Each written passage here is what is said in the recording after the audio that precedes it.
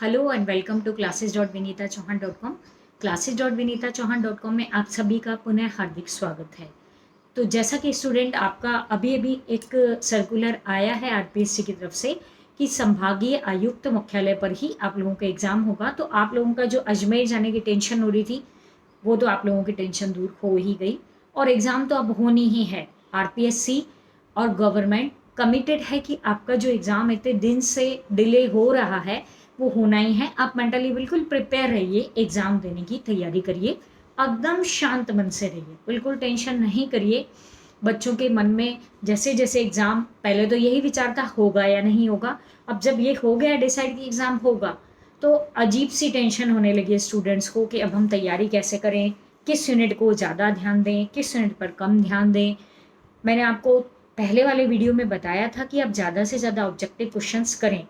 अच्छा, बच्चे बोलते हैं मान लीजिए किसी का सेकंड यूनिट पर कमांड कम है या फिफ्थ यूनिट पर कमांड कम है, तो स्टूडेंट एक बात मैं आपको बोलना चाहूँगी। मान लीजिए मेरे दोनों हाथ और दोनों पैर में, दोनों हाथ और एक पैर तो बहुत अच्छे हैं, स्वस्थ है, और मान लीजिए लेकिन मेरा एक पैर स्वस्थ नहीं है।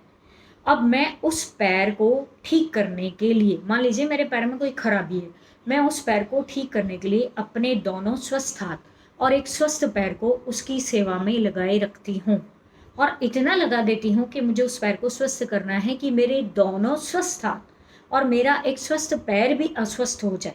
आप समझ गए होंगे मैं क्या कहना चाह रही हूँ।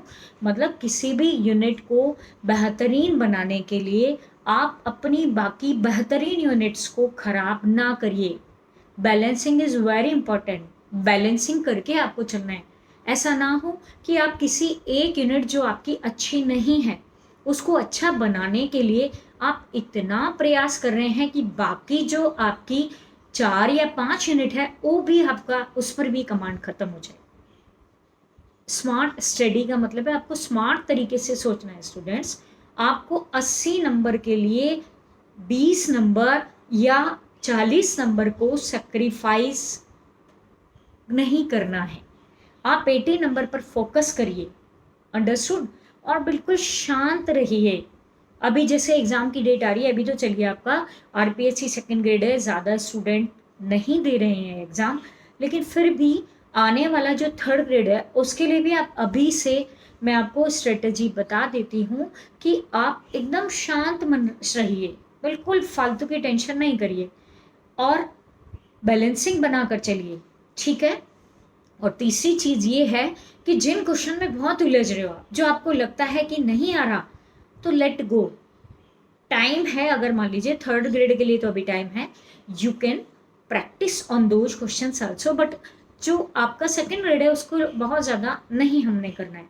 अब अगर मान लीजिए मैं आपको उदाहरण देती हूँ कि सेकंड यूनिट आपकी अच्छी नहीं है, अब आपने क्या करना है, सबसे पहले आपकी first third fifth and six पर तो कमांड कर लीजिए, ठीक है। देन जब आपको थोड़ा कॉन्फिडेंस आ जाएगा, जब ये 5-4 यूनिट आपकी बेहतरीन हो जाएंगी, 5 यूनिट जीके पर कमांड कर लीजिए। जीके में भी अगर कोई टॉपिक ऐसा है जो आपको नहीं, बिल्कुल समझ नहीं आ रहा, तो आप उसको पहले, उससे पहले जो जिस पे अच्छी, मतलब कुल मिलाकर ये है, आपने स्वॉट एनालिसिस पढ़ा होगा ना, स्ट्रेंथ एंड वीकनेस, ये मैनेजमेंट का एनालिसिस है। जो हमारी स्ट्रेंथ है, जो हमारी ताकत है, उसको मजबूत बनाइए, जो हमारी वीकनेस है उसको लेट गो करिए, जितना कर सकते हैं दैट्स गुड।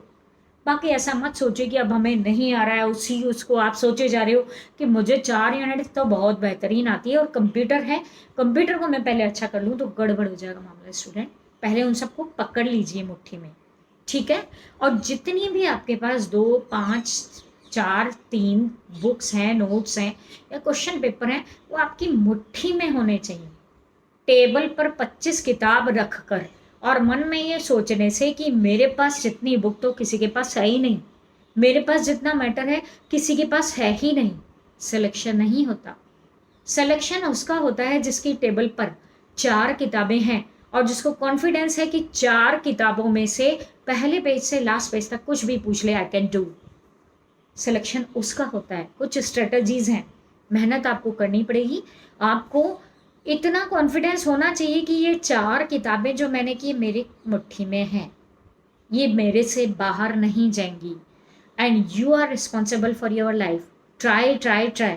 अभी आप कोशिश करिए करिए करिए करिए, तपस्या करिए, because this is a time, ये आपका मेहनत करने का समय है, बाद में हाथ में कुछ नहीं रहेगा। अगर आपने प्रॉपर मेहनत की है, अगर आपने अपने समय का सदुपयोग किया है, तो आप बाद में जो भी होता है उसको एक्सेप्ट करना सीखिए एंड एनालिसिस करिए कि व्हाट हैपेंड, कहाँ गलती हुई, क्या मुझे बाद में करना है, किस चीज़ पर कमी रह गई। सेकेंड ग्रेड के स्टूडेंट हैं जिनको थर्ड ग्रेड का भी देना है, तो एनालाइज करिए अपने आप को एग्जाम के बाद। अभी आपका काम है एग्जाम से पहले you have to do hard work, आपको बहुत मेहनत करनी है, स्ट्रेटजी के अनुसार तैयारी करनी है, और जितनी भी आपके पास रीडिंग मटेरियल है, कॉन्फिडेंस होना चाहिए आपको कि यहाँ से कुछ भी आ जाए बाहर नहीं जाएगा। बुक्स के बारे में स्टूडेंट पूछते हैं ये बुक अच्छी है, ये बुक खराब है, ये वो कुछ नहीं।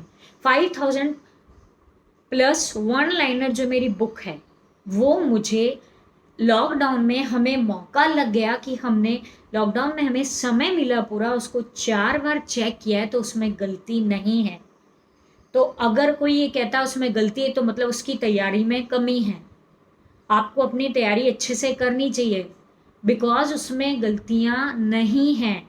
जो थोड़ी बहुत 10-12 नॉमिनल गलती होती है 5000 में क्वेश्चन में, वो उसको आप, वो इतनी नॉमिनल है कि आप पकड़ भी नहीं सकते। और अगर आप बहुत ज़्यादा पकड़ रहे हैं, तो मैं आपको बता दूं, फ्रैंकली बता दूं कि आपकी तैयारी में कहीं कोई कमी है, कि आपको वो क्वेश्चंस गलत लग रहे हैं, क्योंकि उसमें इतने सारे नए नए क्वेश्चंस हैं जो मे बी पॉसिबल। मैं ये नहीं कह रही हूँ कि मतलब आपने पहली बार, हो सकता है कि आपने पहली बार पढ़े हो, तो दैट्स वाई आपको वो गलत लग सकता है, बट ऐसा उसमें उसमें गलतियां नहीं हैं, ये मैं कॉन्फिडेंस से कह सकती हूँ, क्योंकि स्टूडेंट्स पूछ रहे हैं मुझसे, इसलिए मुझे यूट्यूब पर आकर अभी जवाब देना भी पड़ रहा है। जिनके पास है उन्हें मैं बता दूं, बी कॉन्फिडेंट, आपके पास उसमें गलती नहीं है। ठीक है, अब जैसा हमने आपको बताया था पिछले वीडियो में कि हम लोग आरपीएससी के अकॉर्डिंग, कल मैंने आपको कम्युनिटी पोस्ट में डाल भी दिया है कि आरपीएससी एंड आरएसएसबी और अदर कॉम्पिटेटिव एग्जाम ऑल्सो, जिसमें डीएसएसबी केवीएस सभी इंक्लूडेड है, उसके अकॉर्डिंग आपको जीके के 500 क्वेश्चन करतार सर देंगे।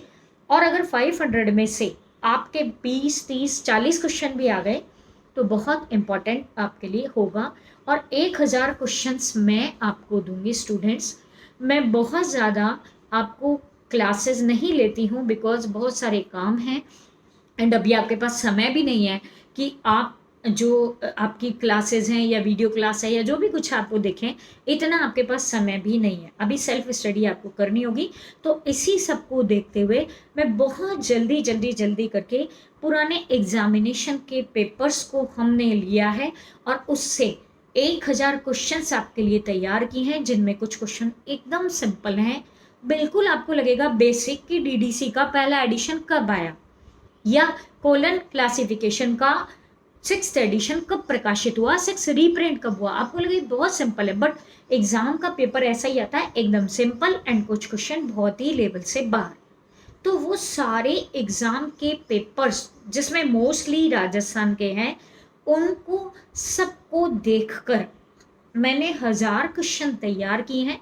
कुछ कुछ क्वेश्चन आपको मुश्किल लगेंगे, बट ज़्यादातर क्वेश्चन आपके इजी लगेंगे, लेवल के अकॉर्डिंग ही होंगे। तो वो हम शुरुआत करते हैं। अब मैं आपको आपका जो एग्ज़ाम के लेवल का फर्स्ट पेपर है वो करवाऊंगी। चलिए, अपनी तैयारी को विराम मत दीजिए, तैयारी करते रहिए। All the best to all students, thank you. और अब पेपर शुरू करते हैं हम। ठीक है, तो आपका पेपर, आप इसका चाहेंगे अगर आप, तो कमेंट बॉक्स में लिख दीजिएगा। इसका मैं आपको पीडीएफ प्रोवाइड करा दूंगी, आप पीडीएफ हाथ में रखिए और तब सॉल्व करिए। और नहीं तो आपको मैं पेपर इसी तरीके से जैसे जैसे मुझे टाइम मिलता जाएगा, हम आपके क्वेश्चंस करते जाएंगे। पहले हम आरपीएससी के लेवल या एग्जामिनेशन लेवल, और मेनली जो राजस्थान के पिछले सालों के पेपर हैं, जो राजस्थान में किस तरह का लेवल आएगा, उसी के अकॉर्डिंग ये पेपर तैयार किए हैं हमने। बहुत इंपॉर्टेंट क्वेश्चंस हैं, आप ये मत सोचिएगा कि आपका 1 मिनट भी मैं खराब होने दूंगी। तो आप अपनी तैयारी करते रहिए और इसमें हम आपके साथ हैं। चलिए स्टूडेंट्स, शुरू करते हैं। स्टूडेंट, तो हम शुरू करते हैं अपना आज का पेपर। ये जो पेपर है ये कुछ एग्जाम के पिछले साल के महत्वपूर्ण प्रश्न है और स्पेशली राजस्थान में जो कॉम्पिटिटिव एग्जाम हुए हैं उन्हीं से सेलेक्ट करके बनाया गया ये पेपर है। एक्चुअली राजस्थान यूनिवर्सिटी का ही कॉम्पिटिटिव एग्जाम का पेपर है। तो आप इसको जितने भी क्वेश्चंस हैं ये एग्जाम से रिलेटेड ही क्वेश्चन सेलेक्ट करके बनाया गया है। तो आप इसको मैं थोड़ा जल्दी कराऊंगी, आपका टाइम भी इम्पोर्टेंट है और जो भी डाउट्स हैं या कुछ कमेंट बॉक्स में आप कर सकते हैं। बट ये क्वेश्चन सारे ऐसे क्वेश्चन है बच्चों जो घूम फिर कर बारी बारी से आते ही हैं। तो इन क्वेश्चंस को एक बार जरूर ध्यान से देख लें। कुछ क्वेश्चन बहुत सिंपल है, हमें लगता है ये क्वेश्चन तो हमें आते हैं, और वो सिंपल क्वेश्चन हमारे ज्यादा गलत हो जाते हैं कॉम्पिटिटिव, मतलब जो थोड़े टिपिकल क्वेश्चन होते हैं उससे बल्कि हमारे सिंपल आसानी से गलत हो जाते हैं। तो हमें इसको ध्यान में रखते हुए अब जो लास्ट एंड फाइनल तैयारी कर ही रहे हैं तो क्यों ना हम एग्जाम की स्ट्रेटेजी, एग्जाम में कैसे क्वेश्चन आते हैं उसी के अकॉर्डिंग तैयारी करते हैं। तो चलिए देखते हैं। सबसे पहला प्रश्न है हमारा, दिल्ली पब्लिक लाइब्रेरी किसके द्वारा स्थापित की गई? ये दिल्ली पब्लिक लाइब्रेरी है आपकी, जो दिल्ली पब्लिक लाइब्रेरी है इसकी स्थापना कब हुई थी? 1951 में। और किसके सहयोग से की गई थी ये? यूनेस्को का तो नाम पता ही है आपको। And another one is Bharat सरकार के द्वारा। यानी दिल्ली पब्लिक लाइब्रेरी की स्थापना की हमने यूनेस्को और भारत सरकार के द्वारा। यूनेस्को MMILA और यूनेस्को DLA का फुल फॉर्म है दिल्ली लाइब्रेरी एसोसिएशन। ये भी नहीं है, ये भी नहीं है, ये भी नहीं है। राजा राममोहन राय RRRLF है, राजा राममोहन राय लाइब्रेरी फाउंडेशन, ये भी नहीं है। तो आंसर है आपका 1, यूनेस्को एवं भारत सरकार के द्वारा दिल्ली पब्लिक लाइब्रेरी की स्थापना की गई 1951 में। ये जो दिल्ली पब्लिक लाइब्रेरी है ये वर्तमान में दिल्ली के चांदनी चौक में स्थित है। दिल्ली के कहाँ स्थित है बच्चों? चांदनी चौक, यानी कि ये ओल्ड दिल्ली में स्थित है दिल्ली पब्लिक लाइब्रेरी। तो ये हमारा पहला क्वेश्चन। नेक्स्ट है हमारा सेकंड क्वेश्चन है, भारत में राष्ट्रीय अनुवाद सेवा केंद्र यानी नेशनल ट्रांसलेशन सेवा केंद्र किस संस्थान में स्थापित है? आंसर है इसका निस्केयर में ये भारत का राष्ट्रीय अनुवाद सेवा केंद्र नेशनल ट्रांसलेशन सेंटर स्थापित है।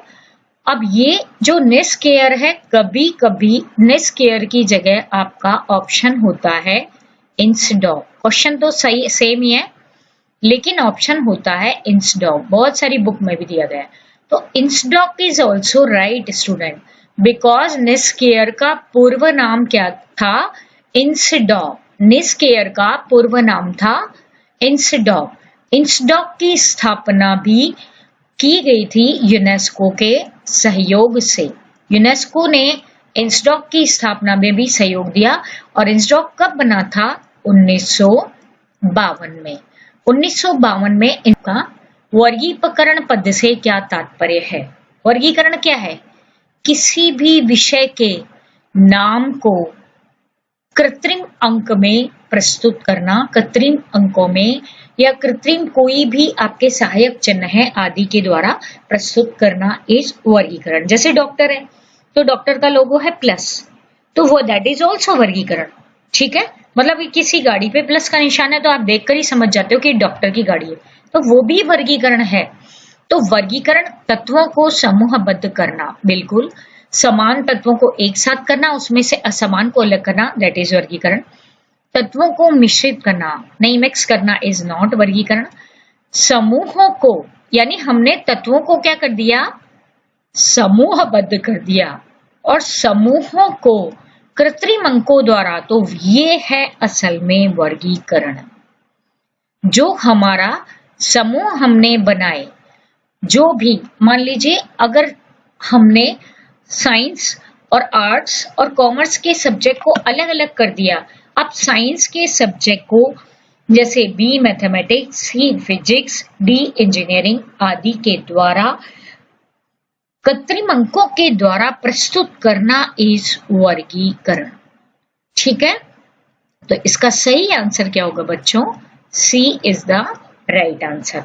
समूहबद्ध एवं क्रमबद्ध तत्व समूहबद्ध एवं क्रमबद्ध तत्व होते हैं, लेकिन इनको अंकों के द्वारा प्रस्तुत करना इज एक्चुअल में, ये मतलब सभी वर्गीकरण के आजू बाजू में है, but actual appropriate is C, answer is C, right. चलिए नेक्स्ट क्वेश्चन पे आते हैं। डेनिस होगन के द्वारा प्रलेखों को कितनी श्रेणी में, बहुत बार आता है बच्चों ये क्वेश्चन। एक तो डेनिस ग्रोगन ने प्रलेखों को कितनी श्रेणियों में बांटा है? 2 श्रेणियों में किसने बांटा है? 2 श्रेणियों में बांटा है प्रलेखों को हैंसन ने, ठीक है। 3 श्रेणियों में किसने बांटा है? 3 श्रेणियों में बांटा है डेनिस ग्रोगन ने। अब हमारा आता है 4 श्रेणियों में किसने बांटा है प्रलेखों को, बताएंगे आप, सोचेंगे? रंगनाथन ने, और वो 4 श्रेणियों में बांटा। ये तीनों प्रश्न आते हैं। हैंसन ने प्रलेखों को कौन सी श्रेणियों में बांटा? पहला डेनिस ग्रोगन ने, दूसरा रंगनाथन ने, ठीक है। हैंसन ने प्रलेखों को 2 श्रेणियों में बांटा था, और वो थे प्राथमिक और द्वितीयक। पहला कौन सा था? प्राथमिक, और दूसरा था द्वितीयक। डेनिस ग्रोगन ने एक चीज और जोड़ दी थी उसमें, तृतीयक। डेनिस ग्रोगन ने और बना दिया था, तो वो हो गए थे तृतीयक। रंगनाथन ने प्रलेखों को प्राथमिक या द्वितीयक तृतीयक में नहीं बांटा, उन्होंने 4 बांटे थे, परंपरागत, अपरंपरागत, नव परंपरागत and Meta document. Doctor Ranganathan ने प्रलेखों के 4 प्रकार, ये याद कर लेना बच्चों अच्छे से। पहला उन्होंने बताया परंपरागत, दूसरा अपरंपरागत, तीसरा नव परंपरागत and 4th one is Meta document. तो ये रंगनाथन के प्रलेखों के विभाजन थे। ये आपका जो 4th यूनिट है संदर्भ सेवा, उससे संबंधित प्रश्न है, और ये हर एग्जाम में एक बार एक छोड़कर आता ही आता है। This one is very important and very simple also. Question बहुत इंपॉर्टेंट है बट सिंपल भी है। नेक्स्ट है क्वेश्चन नंबर 5। पुस्तकालय भवन नियोजन समिति में निम्नांकित में से कौन कौन सम्मिलित किए जाते हैं? यानी जब भी हम लाइब्रेरी की बिल्डिंग की प्लानिंग करेंगे तो उस प्लानिंग कमेटी में आर्किटेक्चर होगा, बिल्कुल होगा।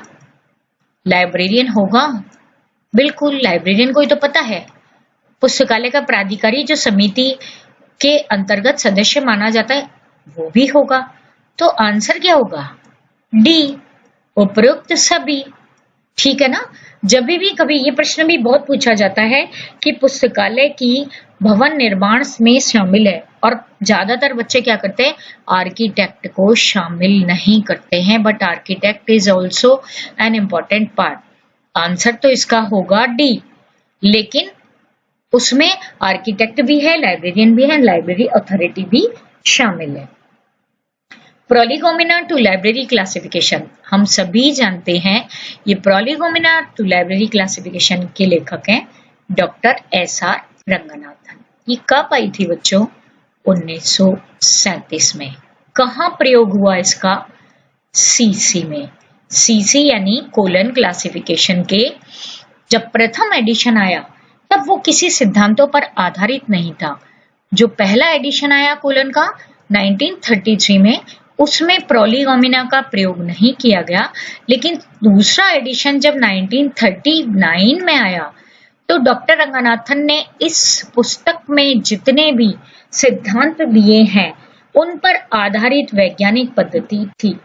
प्रथम संस्करण से द्वितीय संस्करण में काफी चेंजेस हुए थे, और इन चेंजेस ये आधारित थे प्रोलिगोमिना टू लाइब्रेरी क्लासिफिकेशन पर, ठीक है। तो ये द्वितीय संस्करण ज्यादा साइंटिफिक आपका संस्करण था। नेक्स्ट प्रश्न में आते हैं, RRRLF मुख्य रूप से किस प्रकार? ये बहुत ही सिंपल है। RRRLF का फुल फॉर्म आप सभी जानते हैं, राजा राम मोहन राय लाइब्रेरी फाउंडेशन। राजा राम मोहन राय लाइब्रेरी फाउंडेशन, ठीक है। अब ये किस लाइब्रेरीज के, किस प्रकार के पुस्तकालयों के उन्नयन हेतु? बच्चों RRR-LF काम करता है ओनली पब्लिक लाइब्रेरीज के लिए। ये प्रश्न आपसे पूछा जाता है कि RRR-LF जिसकी स्थापना 1972 में कलकत्ता में मुख्य रूप से पब्लिक लाइब्रेरीज के डेवलपमेंट हेतु ही की गई थी। इसके जो मुख्य उद्देश्य थे, पब्लिक लाइब्रेरीज को अनुदान देना, पब्लिक लाइब्रेरी अधिनियम लागू करना, पब्लिक लाइब्रेरी आंदोलन को बढ़ावा देना और एक राष्ट्रीय पुस्तकालय नीति का निर्माण करना, नेशनल लाइब्रेरी पॉलिसी। और इसने ये राष्ट्रीय पुस्तकालय नीति का निर्माण किया। 1983 में डॉक्टर बी बरुआ की अध्यक्षता में जो समिति बनी, 1985 में डॉक्टर डी चट्टोपाध्याय ने इस समिति की अध्यक्षता के तहत नेशनल पॉलिसी नेपलिस का गठन कर 1986 में भारत सरकार के मानव संसाधन विकास मंत्रालय को नेपलिस की रिपोर्ट सौंप दी थी। नेपलिस अबेकस क्या है बच्चों? अबेकस कोई सॉफ्टवेयर नहीं है। अबेकस कंप्यूटर की प्रथम पीढ़ी को नहीं कहते, कोई द्वितीय पीढ़ी नहीं है। ये साधारण गणना के लिए प्रयुक्त एक प्राचीन विधि या प्राचीन यंत्र, या हम कह सकते हैं प्राचीन गणना यंत्र। अबेकस है, ये गणना के लिए प्रयोग किया जाता था, साधारण गणना के लिए प्रयोग किया जाने वाला प्राचीन यंत्र है जो अबेकस के नाम से जाना जाता है। नेक्स्ट प्रश्न है, cutter rules for dictionary catalogue. सभी जानते हैं हम 1876 में आए cutter rules for dictionary catalogue. लेकिन सिंपल है ये प्रश्न, लेकिन पूछा जाता है। अब 1876 में और क्या क्या बना था बच्चों? ALA, ये भी पूछा जाता है। ALA का गठन कब किया गया? ALA का गठन कब किया गया? 1876 में। ठीक है। DDC कब बनी? डीवी डेसिमल वर्गीकरण पद्धति, जिसको कि मेलविल ड्यूई ने बनाया, वो भी आपकी कब बनी? 1876 में। ठीक है। लाइब्रेरी साइंस की प्रथम पत्रिका लाइब्रेरी जनरल, इसका भी प्रकाशन कब किया गया था बच्चों? ये भी हमने किया था 1876 में।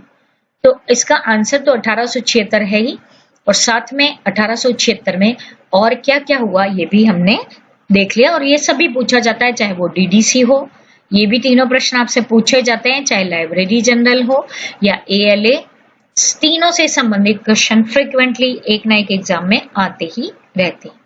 चलिए हम पहुंच गए हैं क्वेश्चन नंबर 10 पर। कंप्यूटर आधारित अनुक्रमणीकरण के अधिकार का श्रेय किसको है? कंप्यूटर आधारित अनुक्रमणीकरण यानी कंप्यूटर पर आधारित जो इंडेक्सिंग है उसका अधिकार किसको है? तो कंप्यूटर आधारित अगर मैं आपसे पूछूं SDI, SDI क्या है? SDI का फुल फॉर्म है सेलेक्टिव डिसेमिनेशन ऑफ इंफॉर्मेशन, और वो किसने शुरू की थी? HP लुहान ने। और वो किस पर आधारित थी SDI? कंप्यूटर पर। और कंप्यूटर पर आधारित जो अनुक्रमणीकरण है, फर्स्ट अनुक्रमणीकरण, that is also started by HP Luhn. ये मैंने YouTube कम्युनिटी पोस्ट पे डाला था, तो बच्चों ने MTube पे भी पूछा आंसर, बट MTube ने इंडेक्सिंग स्कीम बनाई थी। MTube की जो इंडेक्सिंग स्कीम थी वो थी यूनिटर्म इंडेक्सिंग। ये भी आपसे पूछा जा सकता है कि यूनिटर्म इंडेक्सिंग के प्रणेता कौन है? And answer is INDEXING। Answer is M. ट्यूबे, मोंटेमार्ट ट्यूबे इनका फुल नेम है। चलिए नेक्स्ट 11 क्वेश्चन। ALA का मुख्य कार्यालय है, कहां पर है ALA का मुख्य कार्यालय? ऑल वी नो शिकागो में। ALA का मुख्यालय है हमारा शिकागो में। अमेरिकन लाइब्रेरी एसोसिएशन, अभी मैंने जिसको बताया, जिसकी स्थापना 1876 में हुई है और उसका मुख्यालय है शिकागो में। ठीक है। GUI का पूरा नाम क्या है? GUI का पूरा नाम है graphic user interface. Graphic user interface, ये कंप्यूटर से रिलेटेड है, तो ग्राफिक यूटिलिटी इंटरफेस नहीं है, गेम से संबंधित नहीं है, ग्लोबल से संबंधित नहीं है। This is related with graphic जो कंप्यूटर के द्वारा बनाए जाते हैं, ग्राफिक यूजर इंटरफेस से रिलेटेड ये GUI है। चलिए अब हम आए 13 प्रश्न पे। AACR-2 के अनुसार एक पुस्तक को 4 व्यक्तियों के द्वारा लिखा जाता है, तो उसकी मेन एंट्री किसके अंतर्गत बनती है? ये प्रश्न बहुत इंपॉर्टेंट है बच्चों।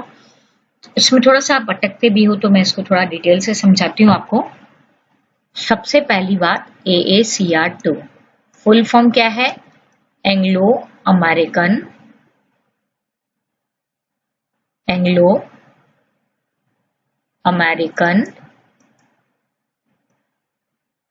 Cataloguing rules. इसका भी AACR-2R, AACR-2R मतलब इसका एडिशन आ गया है अभी, रिवाइज्ड एडिशन। अगर आपसे पूछा जाए वर्तमान समय में किसका प्रयोग किया जा रहा है, तो अभी प्रयोग किया जा रहा है AACR-2R का। ठीक है। अगर मान लीजिए इसके अनुसार किसी किताब का एक ही लेखक है, ठीक है, एक ही लेखक है, तो एंट्री बनेगी एक ही लेखक के नाम में। मान लीजिए लेखक का नाम है राम, तो एंट्री बन जाएगी राम में। यदि 2 लेखक हैं, राम एंड श्याम, तो एंट्री बनेगी राम एंड श्याम। यदि 3 लेखक हैं तो एंट्री बनेगी, मान लीजिए मोहन भी है, तो एंट्री कैसे बनेगी? मोहन राम एंड श्याम, तीनों लेखकों के नाम आ जाएंगे। AACR में 3 तक लेखक आते हैं, जबकि CCC में 2 लेखक आते हैं, तीसरे में आते ही एंड अदर्स हो जाता है। अब अगर मान लीजिए ये कह रहा है 4 से व्यक्तियों द्वारा, यानी 3 से अधिक लेखक हो गए 4 व्यक्तियों के द्वारा, तो एंट्री बनेगी टाइटल में। ठीक है बच्चों, लेकिन एक सिचुएशन हो जाती है जबकि आपकी एंट्री टाइटल के बजाय एंट्री बनती है लेखक में। कब? यदि किताब पे कितने लेखक हैं? 4। मान लीजिए यहां पर है मोहन, राम एंड श्याम, एंड एक और हम मान लेते हैं कि Ram, Shyam and Ramesh is also there on title page of book. Ramesh का नाम भी है। अब यहां क्या लिखा हुआ है? The principal author is Ram, यानी कि ये जो 4 ऑथर के नाम दिए हैं इसमें प्रिंसिपल ऑथर है राम, तो हम एंट्री कैसे बनाएंगे? राम। इसको ध्यान से देखिएगा बच्चों, square bracket ET dot AL dot square bracket close. Same ऐसे लिखा जाएगा, ऑल में ALL नहीं आएगा, चौकोर कोष्ठक आएगा, राम एट ऑल, यानी कि 3 से ज्यादा लेखक हैं, लेकिन हमने एंट्री लेखक में तभी भी क्यों बनाई? क्योंकि प्रमुख लेखक का नाम दे दिया है। तो यदि टाइटल पेज पर प्रमुख कोई लेखक दिया है तो एंट्री बनेगी प्रमुख लेखक में। आपसे प्रश्न पूछा भी जाता है प्रमुख लेखक की अवधारणा को किस कैटलॉग कोड ने माना है, तो आंसर आएगा आपका AACR-2। ठीक है। और अगर आपसे पूछा जाता है प्रथम लेखक की अवधारणा को किसने मान्यता दी है, नोट डाउन कर लीजिए बच्चों, ये बहुत पूछा जाता है। तो प्रथम लेखक की अवधारणा को किसने मान्यता दी है? क्लासिफाइड कैटलॉग कोड ने। चलिए आगे पहुंचते हैं हम 14वें प्रश्न पर। अधिकतम व्यक्तियों को न्यूनतम व्यय पर सर्वोत्तम अध्ययन सामग्री उपलब्ध कराना। देखिए बच्चों, the best reading to the maximum people in lowest cost. ठीक है, द बेस्ट रीडिंग मटेरियल उपलब्ध कराना किसका कथन है? ये पहली बात बताऊं, इस कथन का संबंध किससे है? इस कथन का संबंध है पुस्तक चयन से। ठीक है, पुस्तक चयन पर के सिद्धांतों से संबंधित आज तक कोई पेपर नहीं बना कि जिसमें ये ना हो। तो बच्चों इसको वेरी वेरी इंपॉर्टेंट कर लीजिए। अब मैं आपको पुस्तक चयन के 4 सिद्धांत हैं वो मैं बताती हूँ। पहला जो सिद्धांत है, अधिकतम व्यक्तियों को न्यूनतम व्यय पर सर्वोत्तम अध्ययन सामग्री उपलब्ध कराना, ये किसका है? मेलविल ड्यूई का। कब दिया था इन्होंने? 1876 में। इसका प्रकाशन कब हुआ? 1879 में। किसने प्रकाशित किया? ALA ने। तो बच्चों यहां पर पुस्तक चयन का सिद्धांत मेलविल ड्यूई ने कब दिया? तो 76 में। और प्रकाशित कब हुआ? तो 79 में। और किसने प्रकाशित किया था? ALA ने। ठीक है, ये जो आपको दिख रहा है MC काल्विन, ये है मैकाल्विन। ठीक है, मैकाल्विन ने भी पुस्तक चयन का सिद्धांत दिया है और ये भी बहुत महत्वपूर्ण सिद्धांत उन्होंने दिया है जिसका हम अध्ययन आगे अभी करेंगे। रंगानाथन ने भी पुस्तक चयन का सिद्धांत दिया है और इसको इन्होंने अपनी बुक सिलेक्शन में लिखा है। ये बुक सिलेक्शन जो बुक है ये कब आई थी? बुक सिलेक्शन बुक आई थी आपकी 1952 में। कब आई थी बच्चों? 1952 में। और रंगनाथन ने पुस्तक चयन के लिए जो पुस्तकालय और सूचना विज्ञान के प्रथम 3 प्रथम सूत्रों को आधार माना था। यानी कि रंगनाथन ने कहा कोई भी लाइब्रेरियन किताब को खरीदते समय ये देखें कि क्या ये पुस्तक उपयोग के लिए है, क्या मैं इस पुस्तक को खरीदती हूँ तो क्या मेरे हर पाठक को पुस्तक मिलने वाली जो है वो पूरी होगी, क्या इस पुस्तक को पाठक मिलेगा। यदि तीनों का प्रश्न का उत्तर हाँ है तो मुझे ये बुक ले लेनी चाहिए। ठीक है, अब ये हमारा C.W. हेंसन ने कोई नहीं दिया, एक ड्यूरे ने और दिया है, F.K.W. ड्यूरे ने, उसको मैं आगे बताती हूँ। आगे है वो क्वेश्चन में काल्विन का भी एंड ड्यूरे का। तो चलते हैं बच्चों हम आगे। क्वेश्चन नंबर 15, S और S2 के मध्य कौन सा योजक चिन्ह होता है? S का मतलब कौन सा पक्ष है? Space isolate. कौन सा पक्ष है? स्पेस। अब स्पेस आइसोलेट का योजक चिन्ह क्या है? सभी हम जानते हैं डॉट। तो इस प्रश्न का आंसर क्या होगा? डॉट। कि कॉमा किसके लिए यूज किया जाता है? पर्सनालिटी के लिए। सेमीकोलन, ये ऐसे लगता है सेमीकोलन, ये किसके लिए यूज किया जाता है? मैटर के लिए। कोलन किसके लिए यूज किया जाता है? एनर्जी के लिए। स्पेस के लिए क्या यूज होता है? डॉट। और टाइम के लिए क्या यूज होता है? Single inverted comma. इसको हम उल्टा उद्धरण चिन्ह हिंदी में बोलते हैं। क्या बोलते हैं? उल्टा उद्धरण चिन्ह। ठीक है बच्चों, अब मैं आपको ये बताऊं, ये जो ये उल्टा उद्धरण चिन्ह है इसको यूज किया था 1963 के रीप्रिंट एडिशन में। इससे पहले टाइम के लिए और स्पेस दोनों के लिए किसका यूज हो रहा था? डॉट का। 1963 में पहली बार डॉट के बजाय उल्टे उद्धरण चिन्ह का प्रयोग किया गया। तो ये हमारा S और S2 के मध्य, वैसे स्थान पक्ष के सामान्यतया 2 ही स्तर होते हैं, लेकिन 4 अगर है आंसर तो दैट इज ऑल्सो राइट। लेकिन नॉर्मली आपके स्थान पक्ष के स्तर आंसर आए तो आपको 2 ही लिखना है। चलिए, भारत में विश्वविद्यालय, महाविद्यालय, पुस्तकालयों हेतु स्टाफ फार्मूला हम सभी जानते हैं कि रंगानाथन का स्टाफ फार्मूला बहुत फेमस है। कब दिया था इन्होंने? 1957 में। किससे संबंधित था? ये मैं एक और आपको रोचक तथ्य बताती हूँ बच्चों। ये रंगानाथन ने स्टाफ फार्मूला कैसे बनाया था?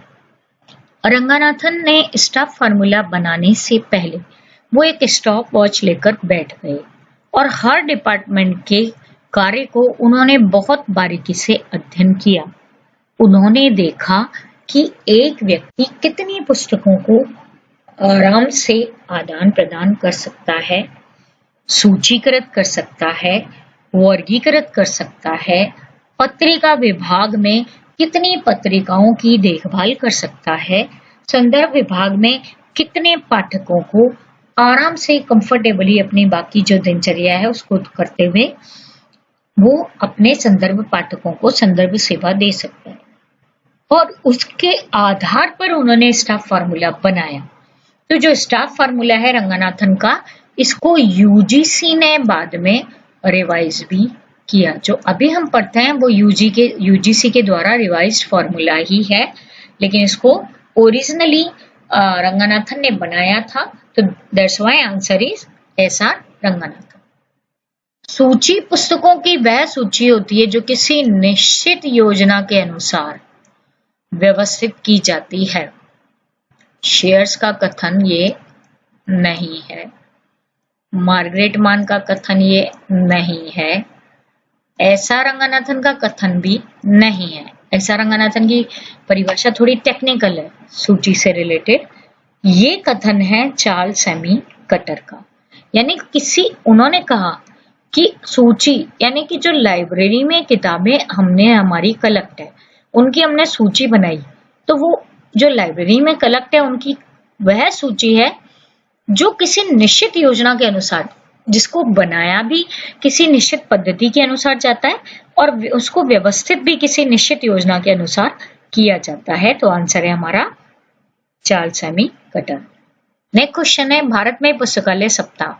आंसर सबसे पहले बताऊंगी मैं, 14 से 20 नवंबर को मनाया जाता है।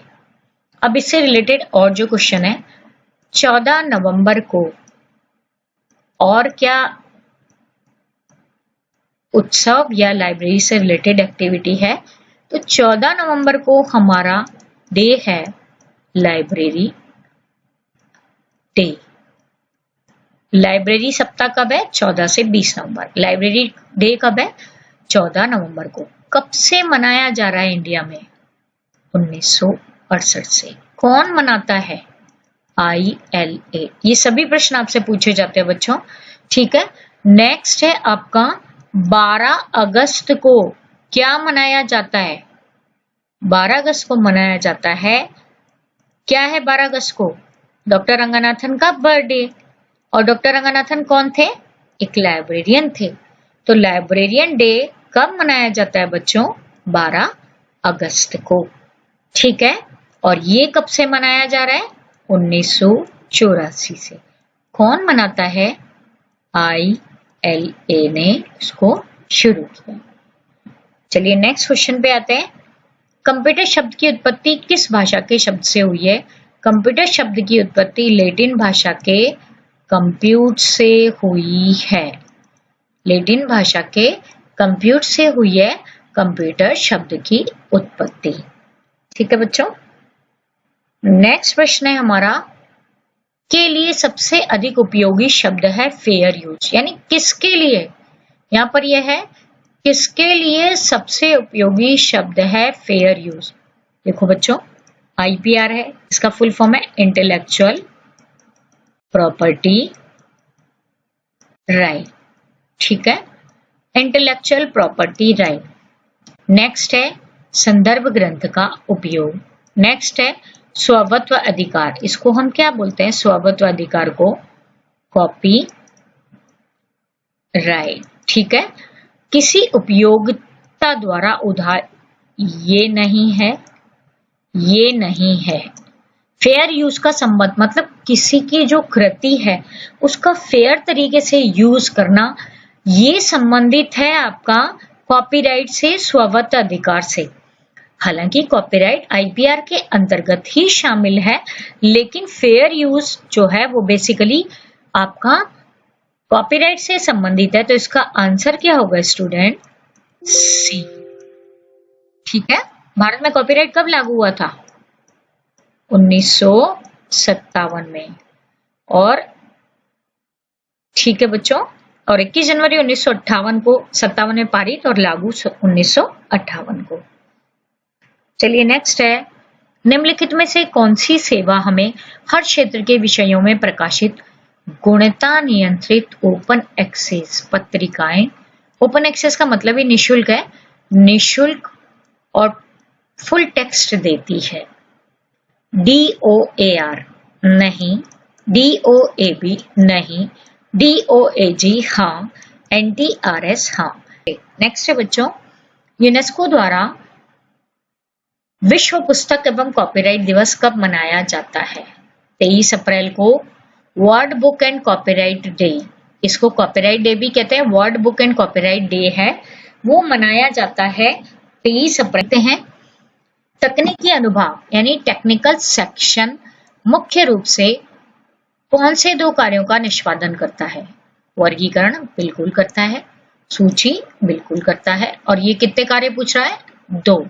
वैसे तो प्रक्रियाकरण भी है, तकनीकी अनुभाग में एक और कार्य प्रक्रियाकरण, लेकिन ये 2 कार्य पूछ रहा है, तो आंसर इज ए। प्राप्ति एवं बिल का भुगतान ये कौन करता है? ये करता है हमारा एक्विजिशन सेक्शन, इसको हम हिंदी में बोलते हैं अधिग्रहण विभाग। शेल्विंग कौन करता है? मेंटेनेंस।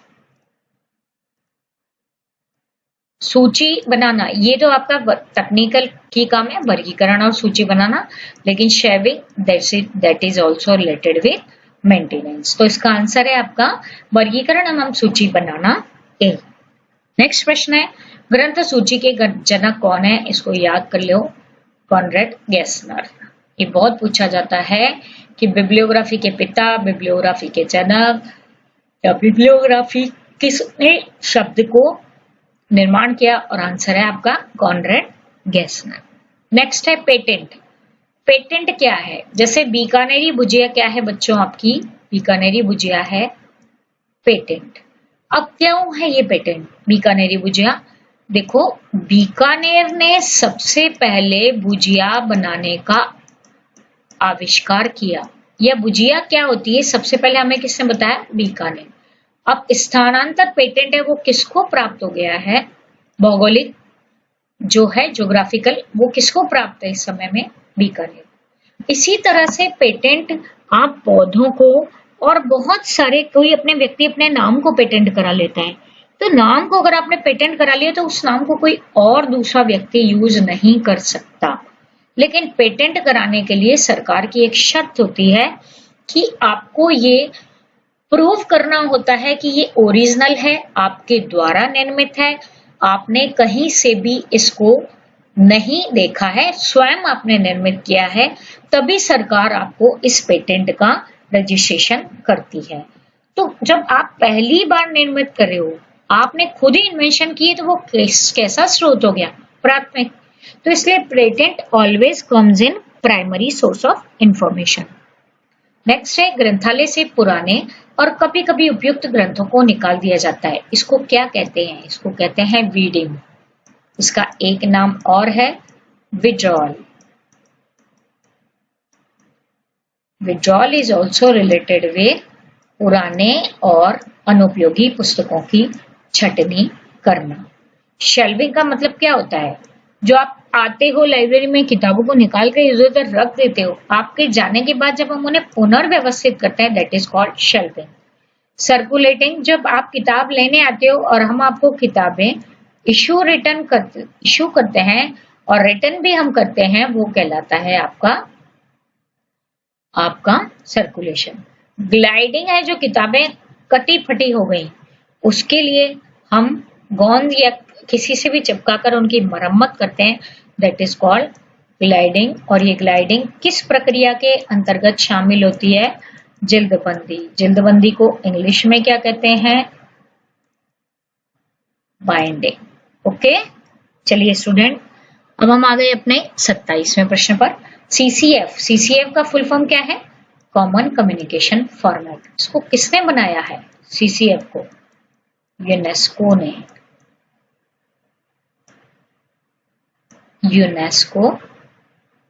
ने बनाया है इसको, सीसीएफ को। ठीक है, अब ये सीसीएफ क्या है? ये आपके, इसका फुल फॉर्म है कॉमन कम्युनिकेशन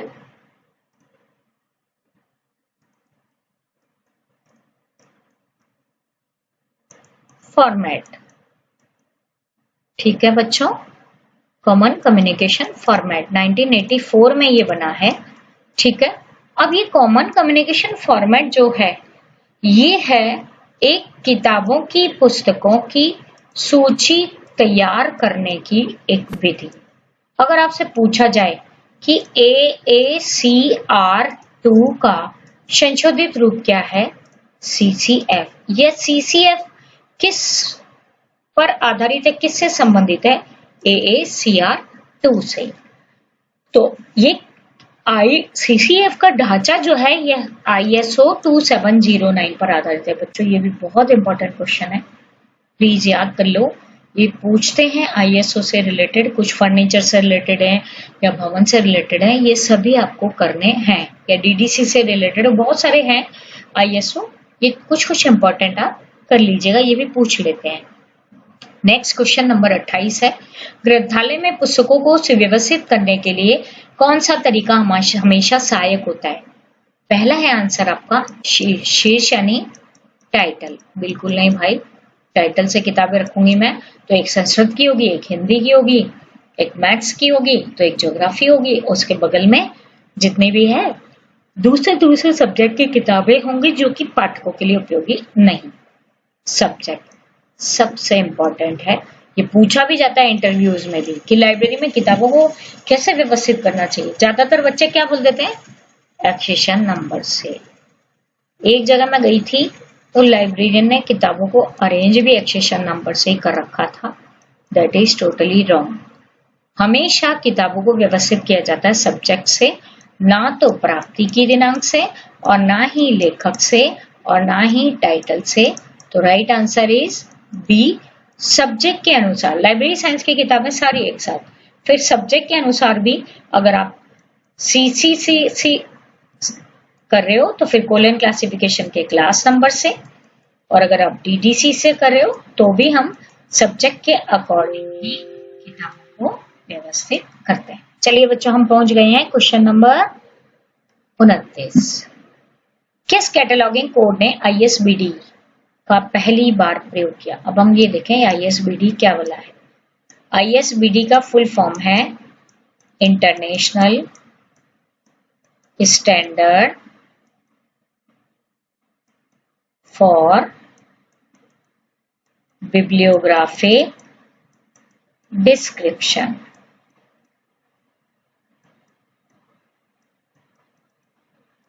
ठीक है, इसको किसने बनाया ISBD को?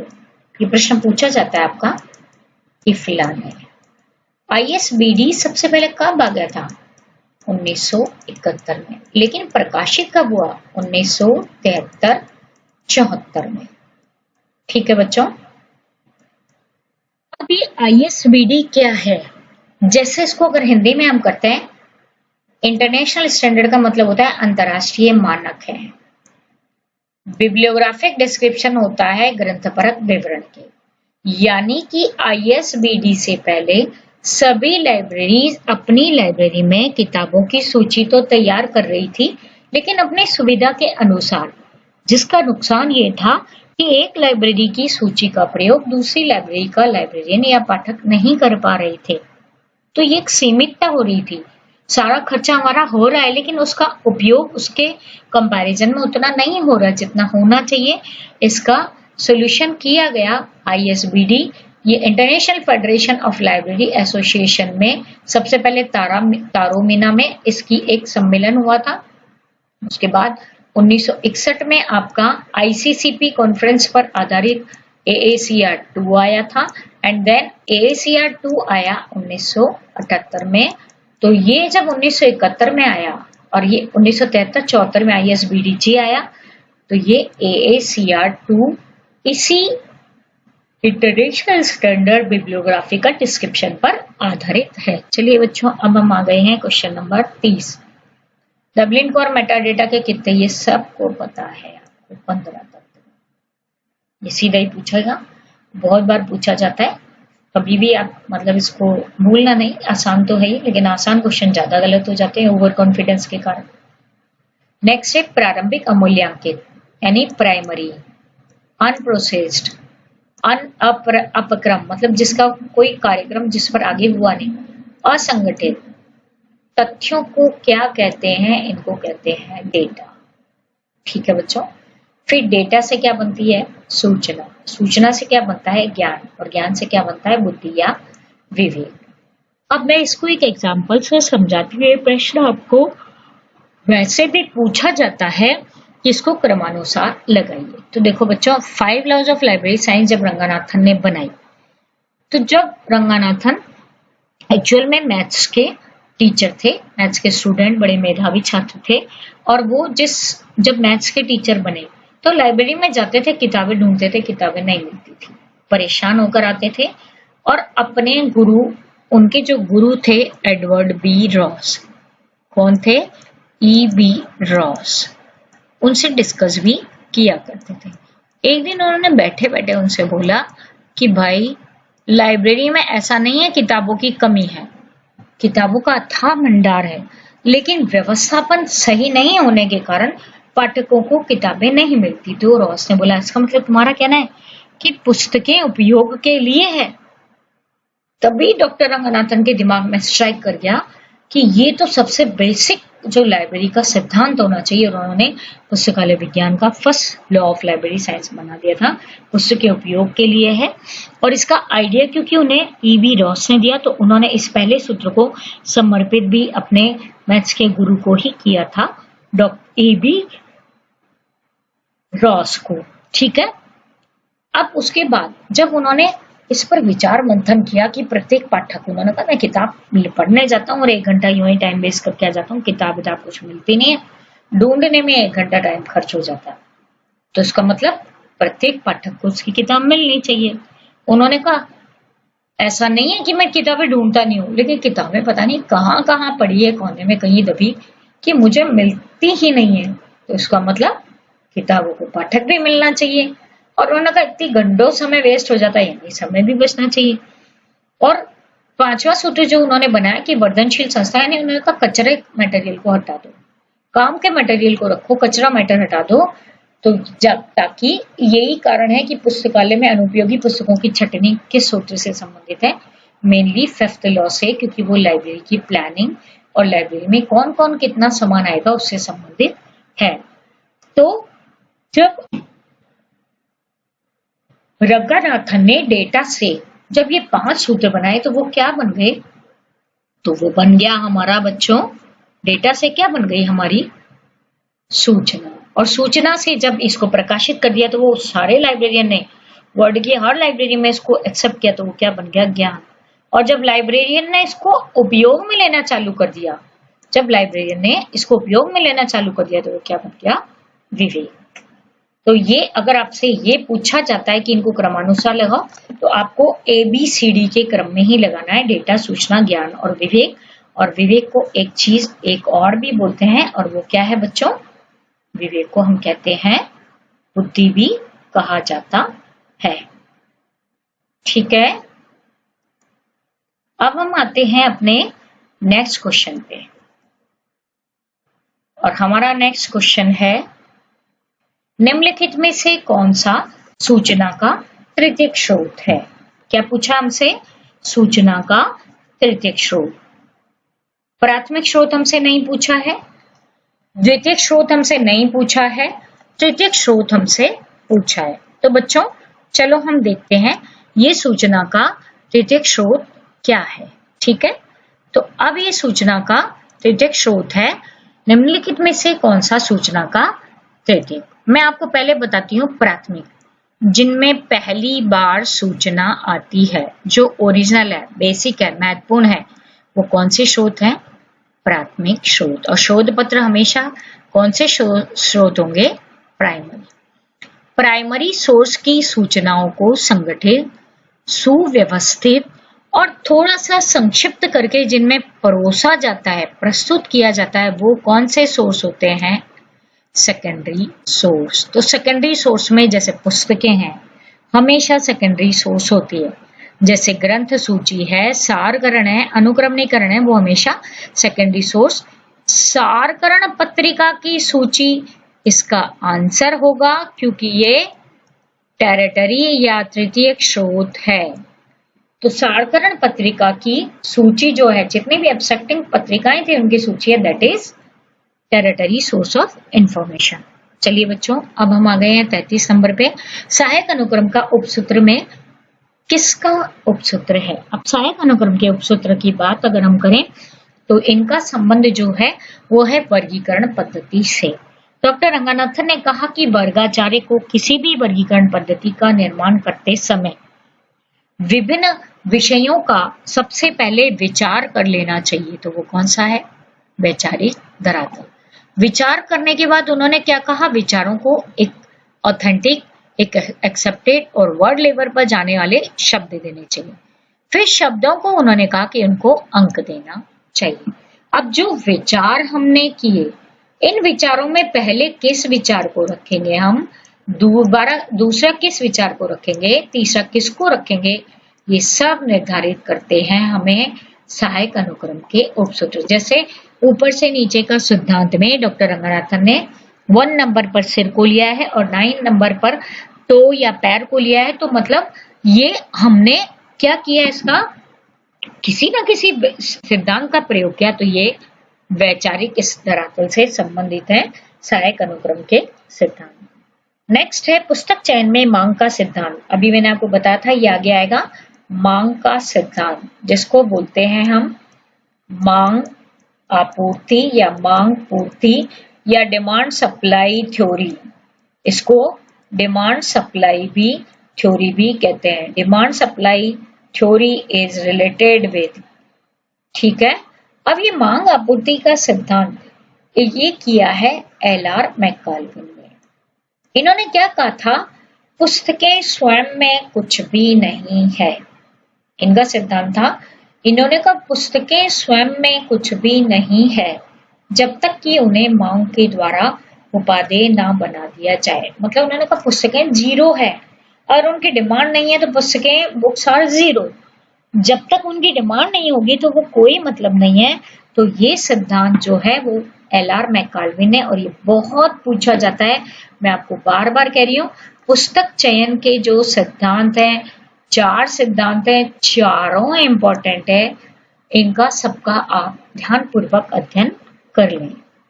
नेक्स्ट है आपका सीसीसी के वर्गीकृत सूची में आनुवर्णिक भाग में क्या सम्मिलित होता है? क्लासिफाइड कैटलॉग कोड कब बना था?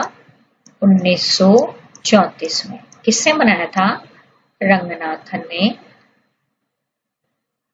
ठीक है, रंगनाथन ने बनाया इसको।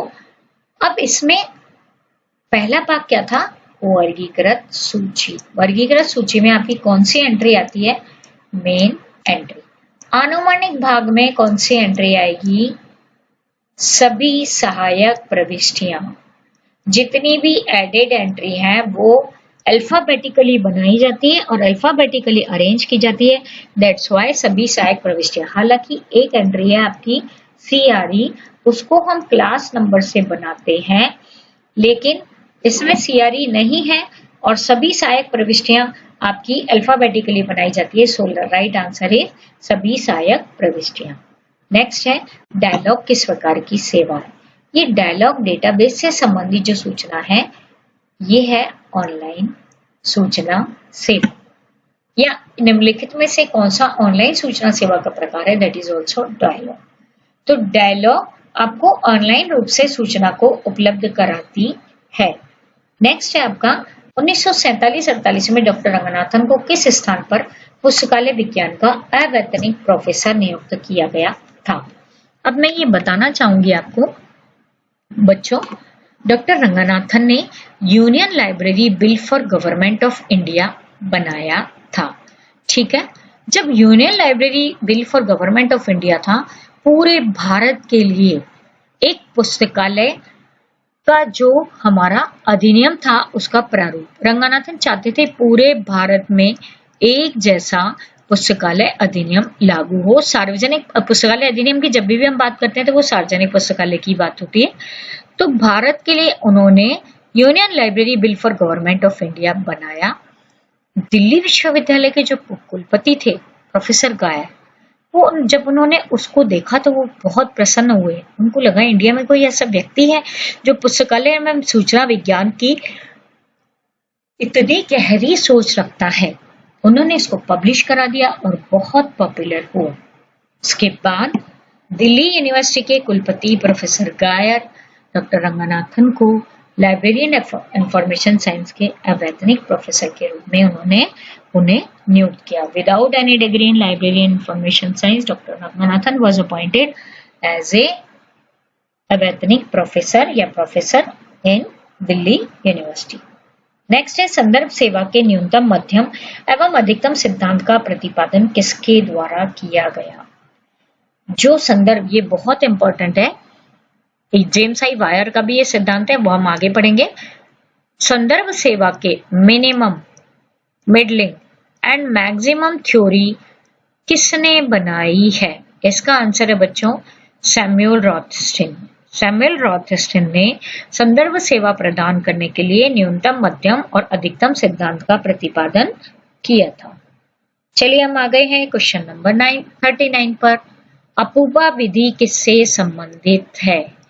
अपूपा का संबंध है वर्गीकरण से। अपूपा का संबंध है शेल्फ अरेंजमेंट से। अपूपा का संबंध है पुस्तकालय विज्ञान के द्वितीय सूत्र से। सब राइट है बच्चों, आपसे कुछ भी पूछें ऑल आर राइट। ये अपूपा का डिटेल तो अगर आपको देखना तो YouTube पे मेरा वीडियो पड़ा है।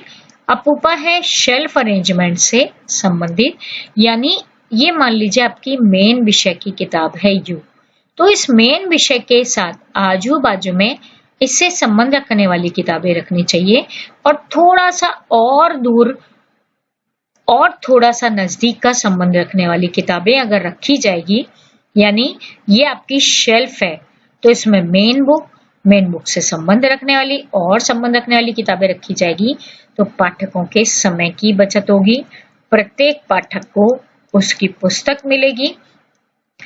तो इसलिए ये आपकी जो अपूपा है, इसका मेन जो संबंध है वो है सेकंड लॉ से, but fourth law is also related. वैसे तो थर्ड भी है, फर्स्ट भी है, लेकिन आंसर में ज्यादातर सेकंड लॉ ही आपका सही होगा। चलिए बच्चों नेक्स्ट है, पीटर फेयोर ने कौन सी बजटिंग? पीटर फेयोर ने एक ही बजटिंग प्रणाली बनाई थी, शून्य आधारित बजटिंग प्रणाली 1970 में। शून्य आधारित बजट, यानी कि जब भी कोई बजट बना रहे हैं तो पिछले बजट को जीरो माने और नए बजट को नए सिरे से, नए मिशन, नए विजन और नए कुछ आइडियाज के साथ शुरू करें। चलिए बच्चों क्वेश्चन नंबर 41, पुस्तकालय के मध्य प्रलेखों का विनिमय। देखो बच्चों, वैसे तो पुस्तकालय के मध्य प्रलेखों का विनिमय अंतर पुस्तकालय ऋण, लेकिन इसका आंसर ही एग्जाम में आया हुआ क्वेश्चन है संसाधन सहभागिता को सही माना है। तो इस पर अगर हम विचार करें, मंथन करें, जो अंतर पुस्तकालय ऋण है वो संसाधन सहभागिता का ही एक पार्ट है, ठीक है, क्योंकि संसाधन सहभागिता के अंतर्गत किसी भी पुस्तकालय के फर्नीचर, मशीनें या उपकरण या किसी भी पुस्तकालय के कर्मचारियों की आपस में सहभागिता या मिलजुल के काम करने से संबंधित है, ठीक है। अब हम क्या करें, हम बोल रहे हैं कि प्रलेखों का विनिमय, तो प्रलेखों का विनिमय भी तो इसी में आ गया, संसाधन सहभागिता। अगर संसाधन सहभागिता नहीं होती तो आंसर था आपका अंतर पुस्तकालय ऋण, लेकिन ये एक्चुअल में उन संसाधन सहभागिता का ही पार्ट है, तो इसका आंसर होगा आपका बी। चलिए नेक्स्ट है पंच कार्ड का जनक। मैं इसको ज्यादा हरमन हॉलरेथ है पंच कार्ड का जनक, ठीक है। नेक्स्ट है आपका FID का पूरा नाम। FID का पूरा नाम क्या है बच्चों? International federation for information and documentation. इसका पहला नाम क्या था? इसका पूर्व नाम था IIB। FID के द्वारा किसका प्रकाशन किया गया है? UDC का। UDC का प्रकाशन किन दो बेल्जियम विद्वानों के द्वारा किया गया था? तो वो थे पॉल ऑटलेट और हेनरीला फाउंटेन। पॉल ऑटलेट एंड हेनरीला फाउंटेन के द्वारा, ठीक है बच्चों। कब आया था ये UDC? 1895। लेकिन इसका प्रकाशन कब हुआ? 1905 में इसका इंग्लिश वर्जन है। अब ये भी डेट आ सकती है, ये 1895 में ये बनी थी और 1905 में इसका इंग्लिश वर्जन आया था, ठीक है बच्चों। अब हम आ गए हैं question number 44। Encyclopedia of library and information science का प्रकाशन करता है मार्शल डेक्कर। ठीक है, एम डेक्कर के द्वारा लाइब्रेरी एंड इंफॉर्मेशन साइंस के एनसाइक्लोपीडिया को प्रकाशित किया जाता है। नेक्स्ट है सीसी में प्रणाली का निर्माण। प्रणाली को इंग्लिश में क्या बोलते हैं बच्चों? सिस्टम। क्या बोलते हैं? सिस्टम। अब सिस्टम मान लीजिए जैसे एल मेडिसिन क्लास में एल नंबर है होम्योपैथी। ठीक है, अब एल तो है आपकी मेडिसिन और ये एल है 1700 से 1799, यानी मेडिकल की वो पद्धति जो 1700 से 1799 में बनी है वो एक ही पद्धति है होम्योपैथी। ठीक है, अब ये एल जो लिया है ये हमने किससे लिया है? किससे लिया है हमने ये एल? टाइम आइसोलेट से। तो इसलिए सिस्टम किस पर आधारित हो गया? कालानुक्रम विधि, जिसको हम इंग्लिश में क्या बोलते हैं? सीडी। फुल फॉर्म क्या है? Chronological device. Chronological device. चलिए बच्चों हम पहुंच गए हैं क्वेश्चन नंबर 36 पे। बजट क्या है? यांत्रिक विधि है क्या? मशीन से बनाई जाती है? नियंत्रण विधि है? बजट नियंत्रण विधि है, लेकिन इसका एप्रोप्रिएट आंसर है वित्तीय विधि। बजट क्या है? एक जो भी फाइनेंशियल मेथड है किसी भी संस्थान की अनुमानित आय और व्यय का ब्यौरा देने के लिए। नेक्स्ट है आपका विषय सूचीकरण के लिए प्रथम नियम। विषय सूचीकरण के सबसे पहले नियम बनाए थे चार्ल्स सन्निकटन ने। जो विषय सूचीकरण के नियम बने हैं वो सबसे पहले बनाए हैं चार्ल्स सन्निकटन ने। DM Norris, ALA, SR Ranganathan नहीं है इसका आंसर। नेक्स्ट है कृत्रिम प्रज्ञा, यानी कि इसको बोलते हैं आर्टिफिशियल इंटेलिजेंस। क्या है बच्चों ये? Artificial intelligence. और आप बच्चे भी जानते हैं आर्टिफिशियल इंटेलिजेंस किससे संबंधित है? पंचम पीढ़ी से। Artificial intelligence is related with 5th generation of computer. Next है भारत में किसके द्वारा प्रथम बार पुस्तकालय विज्ञान के लिए एक विद्यालय की स्थापना की गई थी? भारत में जो की गई थी, भारत में प्रथम पुस्तकालय विज्ञान की वो की थी W.A. बॉर्डन ने। अगर आपसे बर्ड में पूछा जाए तो कब हुई? किसने की है? मेलविल ड्यूई ने। और W.A. बॉर्डन ने 1910 में, तो वो W.A. बॉर्डन थे, वो USA से इंडिया आए और 1911 में उन्होंने बड़ौदा में एक प्रशिक्षण कार्यक्रम की शुरुआत की थी। ठीक है बच्चों, अब हम आते हैं क्वेश्चन नंबर 50। वह कौन से ग्रंथालय थे जिन्होंने संदर्भ साक्षात्कार जो रेफरेंस इंटरव्यू का प्रयोग किया है? वो है मार्गरेट हचिंस ने। तो मार्गरेट हचिंस ने रेफरेंस इंटरव्यू का प्रयोग किया। बच्चों ज्यादा टाइम नहीं लूंगी, ज्यादा गहराई में हम नहीं जाएंगे। चलिए अब मैं आपका ये कंटिन्यू करते रहेंगे क्लास। जितने भी इंपॉर्टेंट क्वेश्चन हैं उनको मैं देती रहूंगी। कुछ सिंपल भी होंगे और कुछ थोड़े ट्रिकी भी होंगे। तो we have to work on both. हमें दोनों ही तरह के प्रश्नों पर काम करना है। एक्चुअल में फाइनल सिलेक्शन के लिए हम काम कर रहे हैं। तो चलिए आगे के जो क्वेश्चन है वो मैं आपको कराती रहूंगी। धीरे धीरे करके हम जो भी आपका आरपीएससी से रिलेटेड है या आरएसएसबी से रिलेटेड है, ये सारे क्वेश्चन राजस्थान में आए हुए कॉम्पिटिटिव एग्जाम के ही क्वेश्चन है। चलिए स्टूडेंट, थैंक्स, और अब हम मिलते रहेंगे। ओके, टेक केयर, अपना ध्यान रखिए, अपने परिवार का ध्यान रखिए और तैयारी को विराम मत दीजिए, अपनी तैयारी को लगातार जारी रखिए। ओके।